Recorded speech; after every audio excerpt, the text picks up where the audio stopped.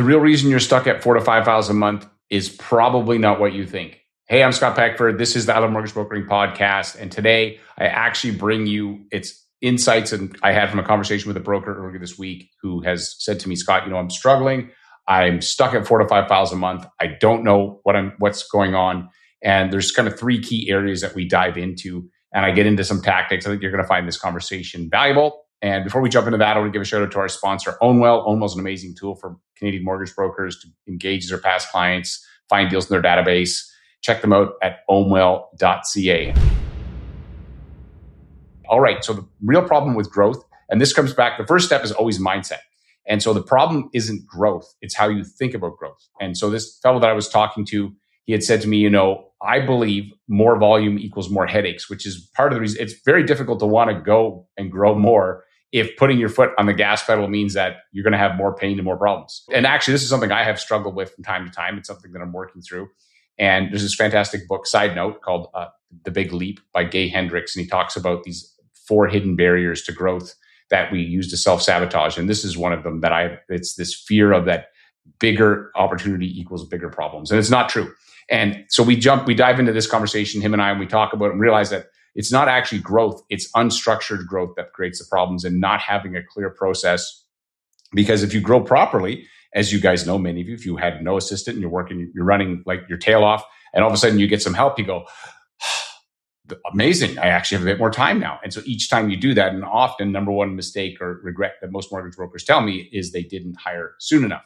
And so the reality is that if you scale incorrectly, yes, you're going to struggle. And there is a way to scale where bigger actually gets easier. You can spend more time in your zone of genius. You can build a business, which is what I recommend anybody. If you're good at sales, build a business around the strongest part of your sales skills. So if you're good at marketing, build a business around you doing that. If you're good at doing the discovery and strategy call, build your team around that. Do not hire yourself. You're just going to end up hiring somebody that's going to compete with you, and they're not going to want to do the other parts of the business, but build a business around what you're really good at.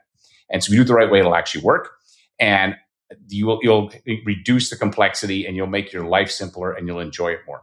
Plus, you'll be able to spend more time in that lane. So that's the first thing. The second thing is that you can be good at the wrong things. So this guy was telling me, I love doing the discovery call. I love having the conversation with the clients. Don't love the underwriting piece.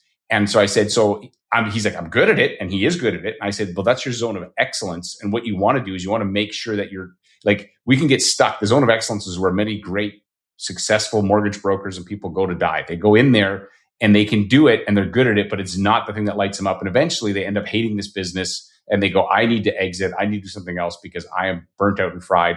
And it's because they're not spending enough time in their zone of genius. And so in his zone of excellence was underwriting. And so we discussed that. And I said, and he admitted, he said, when I get past, I can do 4,000 to 5,000 a month, no problem. Once I get past that, the complexity goes up and I actually don't enjoy it because I know I'm going to have more work. And he has some help that he's looking at making some adjustments to.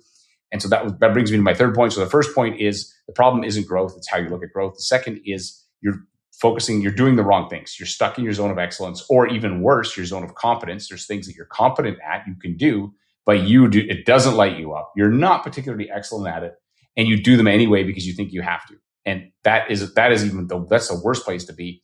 And that way I think of it is you want to build a model. You think about the dentist, they know how to build a business. Like dentists, at least in Canada, the dentists, they print money.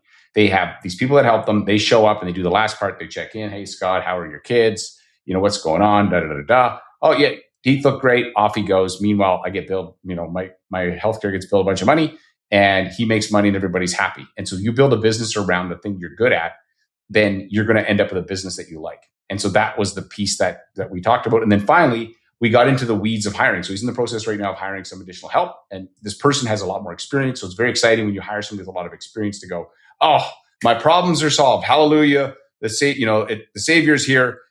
Probably not true. Probably going to, and especially if you're going from an assistant that maybe isn't working out as well as you'd like, and you're getting this, you're moving to this next one going, oh my gosh, I can't believe it. This one's going to be great. But without structure, it likely will not be what you expect. And I said to this guy, I said, the reality is that hiring assistants is like finding a romantic partner. You likely didn't marry the first person you went on a date with. And you likely, it's the same thing with people you hire. It may take a few hires to find the right one if you're committed to making sure that that's the priority. But if you think you're going to be one and done, you're going to be disappointed. It's very unlikely you're going to, on your first try, when you're not very good at hiring, find somebody and be like, wow, this is amazing. It happens, but it's very rare. Just like it happens that two people meet in high school, they become sweethearts and they get married and they live happily ever after. It happens. I've heard about it. I've met a few people, but they're very rare. And so a couple of things that I'd said, okay, so when you bring this person on, first thing you need to do is and I said, does your current assistant have processes mapped out? No, they don't. They just do the job. And okay, great. This new person, you're going to get them to build a playbook around what they're doing for you in the job. And that way, if they leave, and we talked about the structure of this person, there's a high probability that they may be a temporary hire. They may not be forever. And so if they're a temporary hire, then what you want to do is make sure that the next time you have to hire, that you have a better system for the next person. And so I said, step one, they got to build a playbook. Step two, you have to do a daily huddle with them. And a daily huddle, and I've seen a lot of top producers do this. The daily huddle is really simple, 10, 15 minutes. Look at the pipeline, especially if they're doing underwriting, and ask them, okay, I want updates. Where are we going in these files? And then you want them to tell you to prioritize their top 3 for the day. Because here's what can happen. They could be working on the wrong things. You know this. You probably do this for a long time. They may not prioritize the way you do. And so by having them say at the end of that huddle, you say, okay, here's where we're at. The Johnson file needs this, waiting on a pay stub. I'm going to follow up later today. This one's looking good. And this one here. And then they go, I'm going to do this, this, and this. And you say, hold on. If you get nothing else done today, you have to get that appraisal ordered, because if it doesn't happen, we're not going to make financing. And they go, oh, shoot, thanks for reminding me. And so it allows you to coach them in real time. And these daily huddles are where you coach. And you can say to them, what did you run into yesterday? What problem did you run into? What did any clients give you pushback on the document collection or whatever? You coach them in real time. Here's how you handle that. What did they say? Oh, here's how I'd say it. And they will level up so much faster. We don't think you can just hire somebody and not coach them, because the likelihood of that person coming in and solving all your problems is extremely low and highly unlikely. So it's probably not going to happen. So that was that was the last thing we said. Okay, playbook built. Second, daily huddles, pipeline huddles. And then the last part of this was there's two other parts I want to say. The last is that once a week, look at the playbook with them. Say, okay, let's look at our playbook this week. So you do, say, 4 days a week, you do 10 to 15 minute meetings. On the 5th day, or maybe it's in the middle, however you want to do it, you say, let's look at the playbook. Where did we have friction? Where did our clients find frustration? All of these things, dive into them. My friend Doug Adlam says a great question to ask your clients. Like, we all want to get reviews, but a great question to ask at the end is, where was there a point in the process where you were confused? Like, what could we have done to improve? Even if they said, oh, no, 5 stars, 5 stars. Like, yeah, but was it really? Where's something we could improve? That is and then you go back and you update your playbook and you go, great, the playbook's a little bit better. Excellent. And then you go back to running these things. And then the last thing you want to do, so that you don't become the bottleneck, here's what can happen. You run these daily huddles. This sounds great, Scott. Fantastic. Here's, like, every solution leads to a new problem usually you have to solve if you're not careful. The next problem is that if you are doing all the problem solving in those calls, they're going to stop thinking. You're going to show up to those calls. You're going to tell them what to do, and they're not going to think. And then what's going to happen is you're going to be frustrated. You're going to say to yourself, why am I telling you to do this? You should know how to do this. So you're not going to tell them what to do. You're going to always ask first. And so if they come to you with a problem on a file, the rule is, and this is Dan Martell, the rule is to say to them, look, if you come to me with a problem, you better come to me with at least 3 ideas of how to solve it. And they may be bad ideas, and you may end up giving them a different idea or merging 2 of those ideas. But the goal is to make them think, and then coach them on how they're thinking. So they would come to you and say something like, hey, I got this problem with this file. Here's the ideas I think could solve it. 1, 2, 3. I think this one's the best, and here's why. And you're going to say, great, high five. That sounds perfect. Exactly what I would do. Or you're going to say, you know what? Because you have more context, you have more experience. It's also your reputation. You're going to say, you know what? Here's what I want you to do. We're going to combine these 2. And then now they go, oh, okay. You just showed me how to solve the problem. So the next time I come back, I get better at it. And you do that, and you'll end up with somebody who's really, really good, even if they don't start out as good as you'd like.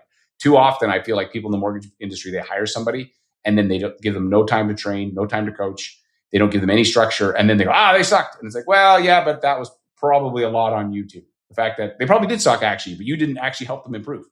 And so hopefully you find this helpful. This was a conversation that literally I had with this guy. And at the end of it, he was like, oh, this is fantastic. Thank you so much. I thought I would share with you guys because I suspect there's people out here that are having the same problem. And I hope you find it useful. And as I always say, there's no problem in your mortgage business someone else hasn't already solved. Your problem is who's got the answer. This podcast is designed to provide some of those answers. Thanks for listening, and I will see you on the next episode.